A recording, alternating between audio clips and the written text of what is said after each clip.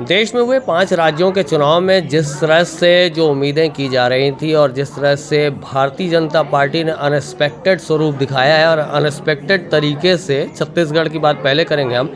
छत्तीसगढ़ में जो अनएक्सपेक्टेड एक स्वरूप आया है भारतीय जनता पार्टी का, और कई जगहों पे कांग्रेस के लोगों की स्थितियां खराब हैं, उनको देखते हुए आज चर्चा पर ही चर्चा।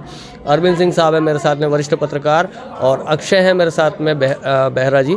उन दोनों से बातचीत करेंगे। अरविंद भैया, क्या लग रहा है? अक्षय पहले बताओ, क्या लग रहा है, कैसे आप देख पा रहे हो इस चुनाव को कि बीजेपी ने एक तरह से एक बार मतलब जो अनएक्सपेक्टेड टाइप का जो रिजल्ट बोलना चाहिए वो पहुंचा दिया है लगभग लोगों का। ये अनएक्सपेक्टेड रिजल्ट जो हम देख रहे हैं, माहौल ऐसा नहीं था, लेकिन एग्ज़िट पोल के आने के बाद भी माहौल ऐसा बना हुआ था कि राज्य में कांग्रेस की सरकार बनेगी।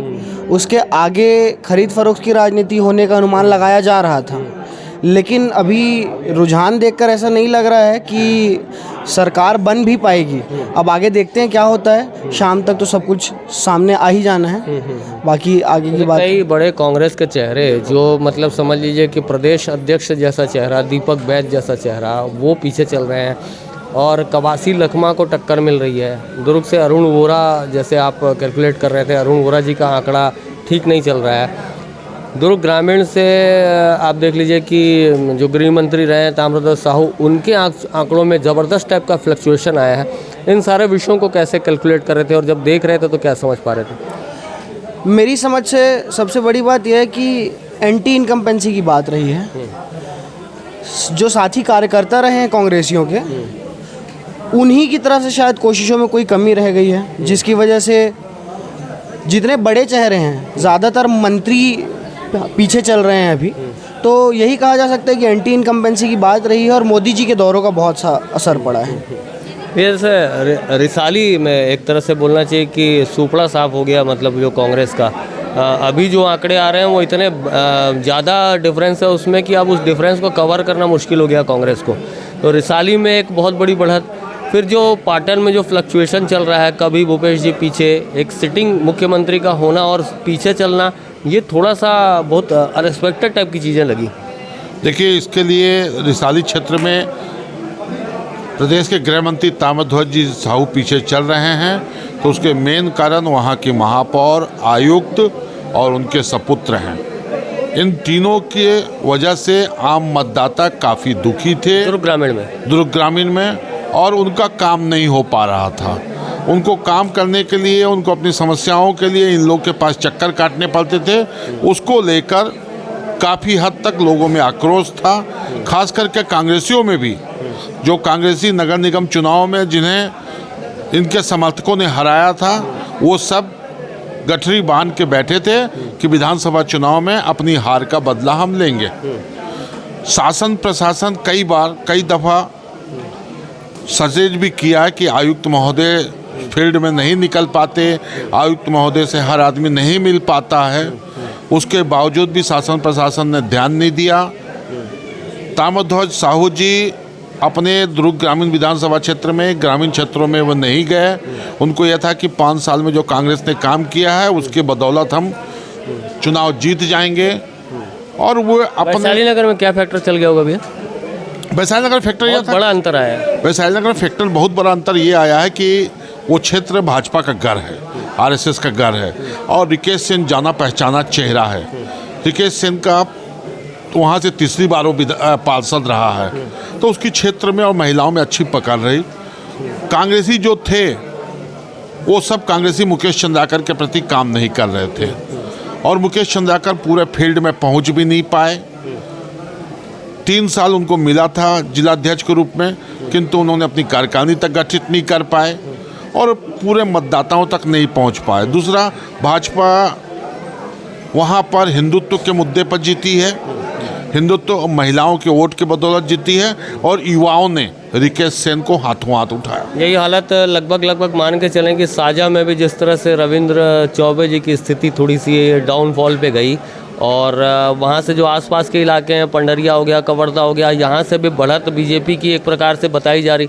तो ये जो स्थितियां देख पा रहे हैं, ये इसका मुख्य कारण क्या हो सकता है? क्या जो सिटिंग एमएलए थे, सिटिंग मंत्री थे, वो किसी अभिमान में थे, उस अभिमान को तोड़ा है जनता ने, या फिर कोई ऐसी कोई बातें हुई जो घटनाक्रम, जैसे बीरनपुर वाली घटना हुई थी और कवर्धा में जो घटनाएं हुई थी, धार्मिक संप्रदाय खराब हुआ था, माहौल खराब हुआ था, उसको देखते हुए मैंडेट आया इस तरह से? मतलब कहना क्या है कि क्यों ऐसा डाउनफॉल कांग्रेस का? देखिए, साझा में यदि रविंद्र चौबे जी हार रहे हैं तो उसका मेन कारण बीरनपुर की हत्याकांड है।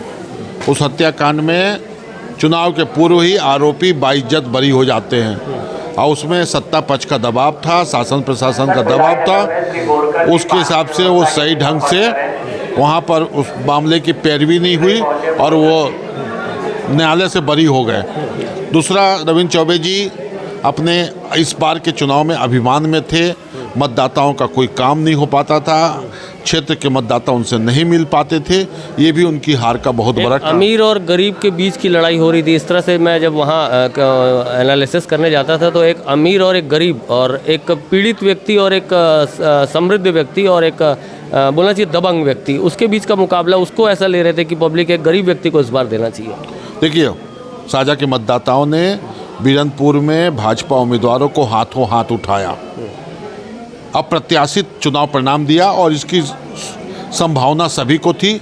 पूरा देश की निगाहें, पूरे प्रदेश की निगाहें साझा विधानसभा क्षेत्र में थी और भाजपा प्रत्याशी को साहू समाज ने और वहाँ के लोगों ने हाथों हाथ उठा के विधानसभा में भिजवा दिया। अच्छा, इस बार वो ये कह रहे थे जैसे रमन सिंह, मतलब जैसे राजनांदगांव सीट उनके लिए खतरा हो सकता है, उनके लिए नुकसान हो सकता है, लेकिन जैसे आप अभी बता रहे थे कि क्लियर मैंडेट आ चुका है और बहुत बड़ी लीड है, उस लीड का गड्ढा बहुत मुश्किल है कब कांग्रेस को पाटना।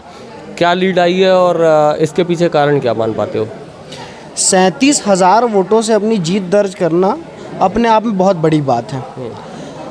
माननीय रमन सिंह जी ने अपने आप को साबित कर दिया है कि राजनांदगांव की जनता उन्हें पसंद करती है और मुझे ऐसा लगता है कि गिरीश देवांगन जाने माने चेहरे नहीं थे राजनांदगांव के लोगों के लिए। अचानक से एक पैराशूट एंट्री की तरह उन्हें उतारा जाना, यही एक सबसे बड़ा कारण है कि रमन सिंह जी 37,000 वोटों से जीत दर्ज कर पाए हैं। कि जैसे हम अभी भी देख सकते हैं कि वर्तमान मुख्यमंत्री जो हमारे भूपेश बघेल हैं, उनके और विजय बघेल के बीच में बहुत अच्छी टकरार चल रही है। अगर ऐसा भी कुछ परिणाम सामने आते कि टकरार से जीत दर्ज की जाती तो एक बार समझने की बात थी, लेकिन 37,000 वोटों से जीत दर्ज करके उन्होंने साबित कर दिया है कि वो एक अच्छे विधायक रहे हैं राजनांदगांव के लिए और साथ ही जनता का उन पर विश्वास है। इससे ज़्यादा रमन सिंह की को लेकर के, उनके चरित्र को लेकर के और कुछ कहा जाना अभी संभव नहीं है। जी शशिकांत, राजनांदगांव के लिए रमन सिंह जी कोई नया चेहरा नहीं है। वहाँ के मतदाताओं की वो दिलो दिमाग पर बसे हुए हैं। यदि कांग्रेस वहाँ किसी स्थानीय व्यक्ति को टिकट देती गिरीश देवांगन की जगह तो वो चुनाव संघर्षपूर्ण होता, किंतु बाहरी व्यक्ति को थोपे जाने से वहाँ के मतदाता, खास करके कांग्रेसी भी इस बात से खींच में थे और उन्होंने उसका अपना पूरा गुस्सा चुनाव में उतार के इनको भारी बहुमत से होगा। और रमन सिंह एक राष्ट्रीय चेहरा है, राष्ट्रीय चेहरा है और उन्होंने राजनांदगांव के विकास कार्य के लिए कभी भी कोई कसर नहीं छोड़ा है। आम मतदाता भी उनसे आसानी से मुलाकात कर सकता है, मेल मिलाप कर सकता है। तो राजनांदगांव में डॉक्टर रमन सिंह की जीत पर किसी प्रकार की किसी को भी कोई शंका होनी भी नहीं चाहिए और ना थी। जैसा कि जो माहौल चुनावी देख पा रहे हैं हम लोग भी, जो चैनल्स पे देख पा रहे हैं या जो मीडिया एनालिसिस वहाँ से जो हमें रिपोर्टिंग प्राप्त हो पा रही है, जैसे राजस्थान हो गया, एमपी हो गया, वहाँ भी जश्न का माहौल है। अभी क्लियर, मतलब जो परिणाम है वो पूरा क्लियर आउट नहीं हुआ है, बावजूद उसके भारतीय जनता पार्टी के लोगों ने मिठाइयाँ मंगा ली हैं, नाचना शुरू कर दिया है और बहुत सारे जश्नों शबाब का दौर चल रहा है। इस चीज़ को कैसे देखते हैं अरविंद जी कि मतलब जैसे जो विजय बघेल साहब है, उनका जो फाइट हुआ है सिटिंग मुख्यमंत्री के साथ, वो भी लगातार टफ हुआ है। बहुत सारे फ्लक्चुएशंस आए थे जिसमें कि भूपेश बघेल कभी पीछे हुए, फिर धीरे से आगे हुए, फिर कुछ पीछे हुए। तो ऐसा लगता है कि विजय बघेल ने अपना एक चरित्र और अपना एक दबदबा दिखा दिया। विजय बघेल ने मुख्यमंत्री रमन सिंह को, मुख्यमंत्री भूपेश बघेल जी को एक अच्छी टक्कर दी है, जिसका अंदाज़ा मुख्यमंत्री जी को भी नहीं था। और विजय बघेल का क्षेत्र में अच्छी पकड़ है मुख्यमंत्री की जितनी लीड होनी चाहिए, जितना उन्होंने पाटन विधानसभा क्षेत्र में कार्य किया है और 5 साल में उन्होंने किसानों के अनुरूप जो कार्य किया है उसके अनुरूप में उनकी लीड नहीं के बराबर है।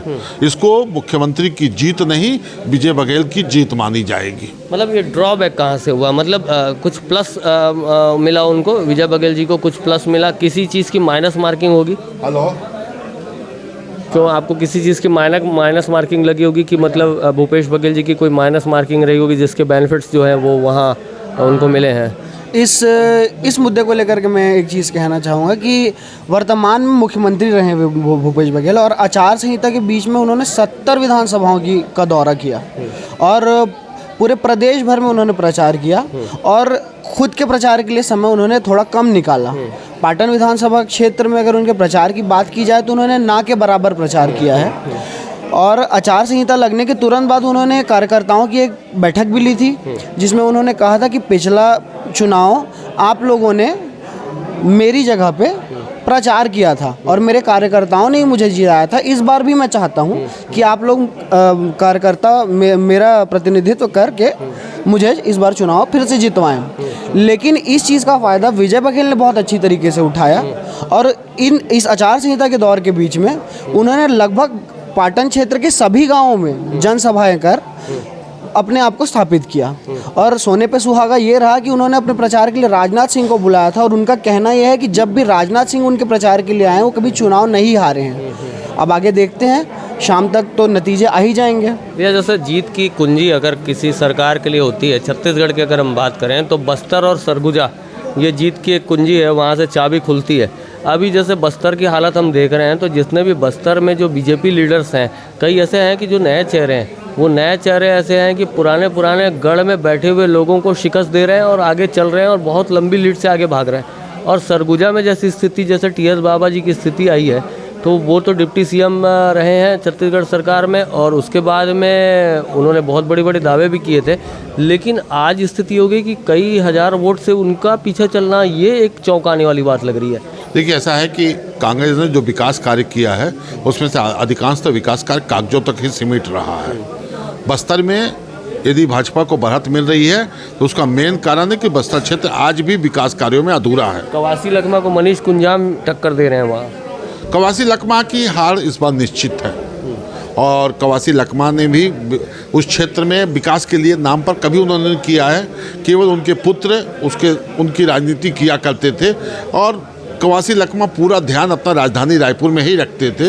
वो बस्तर के पूरे विधानसभा में भी आज तक जनसंपर्क नहीं कर पाए हैं। रही भाई बाबा की, तो बाबा सरगुजा और अंबिकापुर क्षेत्र में लोगों को, मतदाताओं को जो पहले उनको घोषणा किए थे, जो उनसे वादा किए थे, उस वादा को भी पूरा करने में टीएस बाबा पूरी तरह फेल रहे। और इस बार बाबा के खिलाफ जो कैंडिडेट हैं, एक समय वो बाबा का चुनाव संचालक हुआ करते थे, राजेश अग्रवाल, और बाबा की हर चुनावी रणनीति से पूरी तरह परिचित थे और वहाँ के मतदाता भी इस बात की मानसिकता में थे कि बाबा जिस वक्त सरकार का विरोध किए थे, वो यदि वो मंत्री पद से इस्तीफा दे देते तो उनका विरोध समझ में आता। उन्होंने एक पद विशेष से इस्तीफा दिया, एक विभाग से इस्तीफा दिया, इसलिए बाबा के साथ बाबा की छवि सरगुजा में काफ़ी उसमें गिरावट आई है। और उसका मेन कारण है कि उनके जो समर्थक हैं उनके भी कोई काम इस छत्तीसगढ़ शासन में नहीं हुए हैं। सिटिंग एमएलए और जो पूर्व सिटिंग एमएलए या पूर्व मंत्री रहे हैं, उनमें अगर मुकाबला सीधा हम देख पाते हैं तो जैसे रुद्र गुरु हैं, उनकी स्थिति ठीक नहीं है। रविंद्र चौबे साहब हैं, उनकी स्थिति ठीक नहीं है। और भी कई ऐसे मंत्री हैं जो मतलब सिटिंग में रहे हैं, उनकी स्थिति ठीक नहीं है। अपोनेंट में अगर देखें तो जैसे कि राजेश मूणत साहब हैं, वो आगे बढ़त बनाए हुए हैं। बृजमोहन अग्रवाल बढ़त बनाए हुए हैं। आपके जो अजय चंद्राकर साहब हैं, वो बढ़त बनाए हुए हैं। तो ऐसा क्या लगता है आपको, जैसे कि ओपी चौधरी साहब, उन्होंने तो एक प्रकार से रायगढ़ में धुआं उड़ा दिया है, तो ओपी चौधरी साहब को भी और बाकी ये सब जो सिनेरियो उसको देखते हैं तो क्या मन में कैसी बातें चल रही हैं कि क्या हुआ होगा एक्चुअल में? लोगों ने देश हित में और हिंदुत्व पर मतदान किया है। कांग्रेस की शराब नीति, महादेव ऐप, सट्टा, क्षेत्र में बढ़ते क्राइम, कबाड़ के धंधे, अवैध रेत खनन, ये सब कांग्रेस को भारी पड़ा। इससे मतदाता त्रस्त थे कि ये पूरे धंधे एक वर्ग विशेष दादागिरी के साथ अवैध रूप से शासन के संरक्षण में चला रहा है। उसी का कारण है कि कांग्रेस को इस प्रदेश में बुरी तरह करारी हार का शिकस्त करना क्या अक्षय, ये जैसे जो बोलना चाहिए घोषणा पत्र है, वो घोषणा पत्र भी इस बार ऐसा लगता है कि भाजपा ने लगभग कांग्रेस के पैरेलली ला के खड़ा करने की कोशिश की है। जैसे कांग्रेस कहती कि हम 4 टाइम पेमेंट करते हैं, लेकिन भाजपा ने कहा कि हम 1 टाइम पेमेंट करेंगे। आप धान बेचिए, आप हम 1 टाइम पेमेंट करेंगे, प्लस 2 साल का बोनस देंगे, प्लस जो महतारी वंदन योजना के तहत उन्होंने जो फॉर्म बांटे जो हर महीने 1000, हालांकि उसका जवाब दिया कांग्रेस ने कि हम हर साल 15,000 रुपये महिलाओं को देंगे। तो क्या लगता है कि इक्वलेंट पोजीशन पे ये चीज़ें आई, उसके बाद जनता ने ये सोचा कि जब चीज़ें इक्वलेंट आ चुकी हैं और हमें अब भाजपा की ओर बढ़ना है, तो ये भी सारे सिनेरियो जो हैं प्रभावित किए हैं मन मस्तिष्क में? देखिए, ऐसा है कि दोनों ही पार्टियों ने अपना जो घोषणा पत्र बहुत देर से जारी किया है। पहले बीजेपी ने कर दिया, फिर कांग्रेस ने किया, लेकिन अंततः यह है कि दोनों ही पार्टियां अपने आप को इस घोषणा पत्र को लेकर उन्हें अपने आप को असफल मानना चाहिए, क्योंकि कांग्रेस ने पिछली घोषणा पत्र में 36 वादे किए थे, जिसमें से उन्होंने 12 लगभग पूरे किए। बचे हुए 24 में से 12 ऐसे थे जिसके आसपास वो लोग कार्य करते दिखे, और उन्होंने खुद अपनी एक बयान में कहा है, कांग्रेस के शीर्ष नेतृत्व के एक मंत्री ने, कि 12 घोषणाएं तो ऐसी थी जिनके हम आसपास भी नहीं लग पाए। तो ऐसी घोषणाएं करने का कोई अर्थ या औचित्य नहीं बनता जिससे जनता को कोई फ़ायदा ना मिले। और रही बात भाजपा के घोषणा पत्र की, तो भाजपा ने जो घोषणाएं की थी, तो मुझे ऐसा लगता है कि ये महतारी वंदन योजना का फ़ायदा जनता देख सकती है। आज जिस तरह चुनाव के रुझान आ रहे हैं, भाजपा के पक्ष में आ रहे हैं, उसका महतारी वंदन योजना का बहुत बड़ा प्रभाव है उस पर। जब भूपेश बघेल ने 7 तारीख के मतदान के बाद 17 तारीख से पहले उन्होंने गृह लक्ष्मी योजना के बतौर गृह लक्ष्मी योजना जनता को 15,000 रुपये देने का वादा तो किया, लेकिन तब तक भाजपा ने अपने महतारी वंदन योजना के फॉर्म भरवा लिए थे, और 17 तारीख के मतदान के पहले लोगों को फ़ोन तक आने शुरू हो गए थे कि यदि आप भाजपा पर मतदान करते हैं तो आपको जनवरी से 1,000 रुपये मिलना शुरू हो जाएगा। तो भूपेश बघेल ने क्या सोचकर घोषणा की थी, और बिना कोई अकाउंट डिटेल लिए, बिना कुछ भी, उन्होंने कह दिया था कि हर महिला के खाते में 15-15 हज़ार रुपये सालाना आएंगे। लेकिन भाजपा का ये दांव बड़ा कारगर रहा कि उन्होंने फॉर्म भरवा कर लोगों को फ़ोन करवा दिया। इसका फ़ायदा उन्हें मिल रहा है। ये जैसे बीजेपी के जो स्टार प्रचारक थे, जैसे नरेंद्र मोदी साहब खुद आए, और भी बड़े नेता आए यहाँ पर, पंडित जो रविशंकर साहब हैं वो आए, और बहुत सारे नेता और आए, अमित शाह जी ने कई रैलियाँ ली। तो उनकी बातों का इम्पैक्ट आप कितना देख पा रहे हैं कि उन्होंने एक प्रकार से योजनाओं को तो आगे रखा, अपने साथ पब्लिक को जोड़ने की कोशिश की, साथ साथ उन्होंने ये भी कहा कि आपने भ्रष्टाचारियों को सबक सिखाने के लिए ही तो मुझे यहाँ पर चेयर पे बैठाया है, तो वो किसी भी सूरत में माफ़ नहीं किए जाएंगे। क्या इन बातों ने बहुत बड़ा एक असर किया दिमाग पे? हाँ जी, मतदाताओं के दिमाग पर असर किया, और भाजपा के जो राष्ट्रीय प्रचारक आए, और ख़ास करके जो महतारी योजना को लेकर पीएम मोदी ने ये कहा कि ये मेरा वो है, मैं वादा करता हूँ, उसको लेकर मतदाताओं पर एक अच्छा प्रभाव गया। और नरेंद्र मोदी जी और योगी आदित्यनाथ, अमित शाह, इनके जो भी जनसभाएं हुई और जनसंपर्क रैलियां हुई, उसका मतदाताओं पर एक अलग प्रभाव गया। रही महतारी योजना की बात, तो भाजपा की महतारी योजना घर घर तक पहुंच गई 70 सीटों में, 20 सीटों में नहीं हो पाई थी, किंतु कांग्रेस की जो 15,000 की योजना थी वो घर घर तक नहीं पहुंच पाई। और जब ये महतारी योजना की बीजेपी फार्म भरवा रही थी, उस समय कांग्रेस का विरोध भी भाजपा के मतदाताओं पर एक अलग से प्रभाव गया। और आम मतदाता की उन महिलाओं का ये कहना है कि अभी तो पैसा मिला ही नहीं है, भाजपा कांग्रेस इसका क्यों विरोध कर रही है। तो ये भी सब बीजेपी की जीत का एक फैक्टर बने हैं। ये इस तरह से चर्चा परिचर्चा, हालांकि अभी काउंटिंग का दौर चल रहा है, और हो सकता है कुछ सीटों पे आगे चल के फ्लक्चुएशन आ जाए, लेकिन हमने कोशिश की कि जो मैक्सिमम सीटें हैं जिन पे बहुत ज़्यादा बढ़त हो चुकी है, जिनको एक तरह से फिलअप करना बहुत ज़्यादा मुश्किल हो सकता है, उन सीटों पे हम बात करने की कोशिश कर रहे हैं। साथ साथ जो संशय वाली जगह रही हैं, जैसे कि खुद जो सिटिंग मुख्यमंत्री रहे हैं, उनकी सीट पे भी फ्लक्चुएशन का दौर चला। विजय बघेल साहब कभी आगे बढ़े, कभी वो पीछे आए, इस तरह से जो स्थितियां बनी उन सारी स्थिति परिस्थितियों पे बात करते हुए हम आपको ये चीज़ें पहुंचा रहे हैं। और अभी जैसे राजस्थान या मध्य प्रदेश में भी जो हालात हैं वो यही हैं। भाजपा वहाँ पर क्लियर मैंडेट वहाँ पर भाजपा को दिख रहा है और भाजपा बहुत सारी सीटें जीत रही हैं। और भाजपा के अपोनेंट जो बहुत बड़े बड़े चेहरे थे वो अब ऐसा हो गया है कि उनके पास में अब बोलना चाहिए, बोलने के लिए कोई शब्द नहीं रहेगा। यहाँ से भी बहुत बड़े बड़े चेहरे हारने की कगार पे आ चुके हैं और लगभग उनका हारना तय है।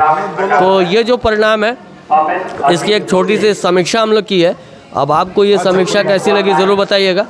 आपकी इस वीडियो पे कोई राय होगी ज़रूर रखिएगा और इस वीडियो को आगे बढ़ाइएगा। अगर आप हमें YouTube पे देख रहे हैं तो चैनल को लाइक, सब्सक्राइब, शेयर कर दीजिए। और फेसबुक में आकर आप अगर हमें देख रहे हैं तो फेसबुक का जो पेज है उसको आगे बढ़ा दीजिएगा। काउंटिंग का दौर लगातार जारी है। हम कोशिश करेंगे कि जो फाइनल काउंटिंग के बाद जो एग्जैक्ट रिजल्ट होता है वो भी आप तक पहुँचाएँगे। बहुत बहुत धन्यवाद।